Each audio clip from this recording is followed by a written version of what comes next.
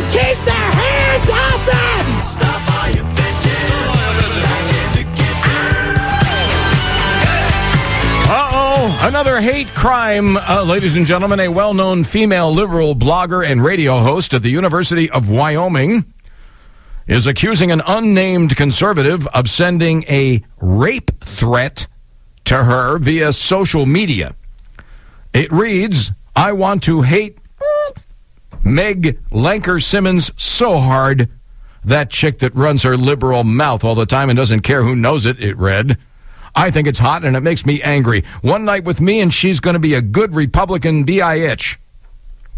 Now, that was the message that was sent to to the feminist Meg Lanker Simmons. Well, before the post was removed, she commented on it on her own blog, calling it disgusting, misogynistic, it's early, and apparently something that the administration of this page thinks is perfectly acceptable sentiment. She complained. She also encouraged whoever posted it to seek help at the University of Wyoming Counseling Service. And it ends with the advice, instead of focusing on how angry and turned on me running my mouth makes you, perhaps you should listen instead. You might learn something. Okay, now, do we all know how this is going to end? Because it seems that every one of these ends the same way. Has there ever been one legitimate instance of this?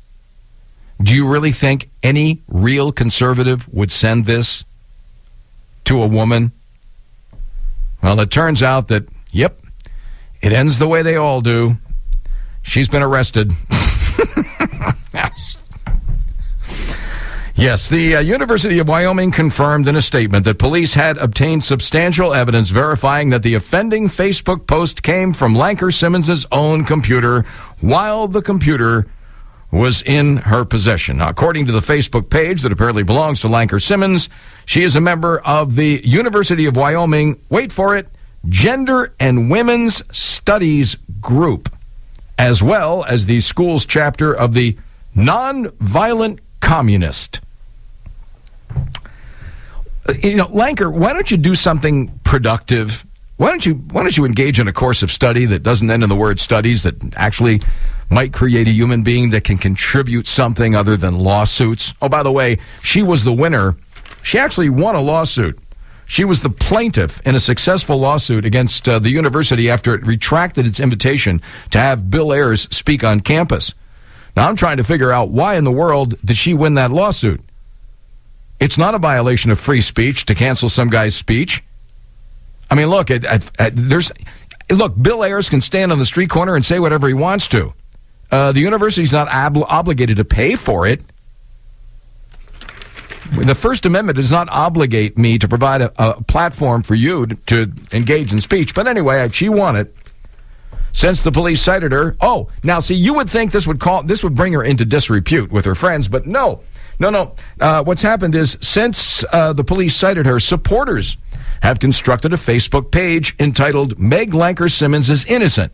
Well, not really innocent, but what they say here is she's innocent because we believe that what she did was justified and deserves not to be held accountable for her accusations. We stand behind you, sister. So, this woman is so steeped in hatred for conservatives and men, and she couldn't find one of them that fit the worldview, so she made one up.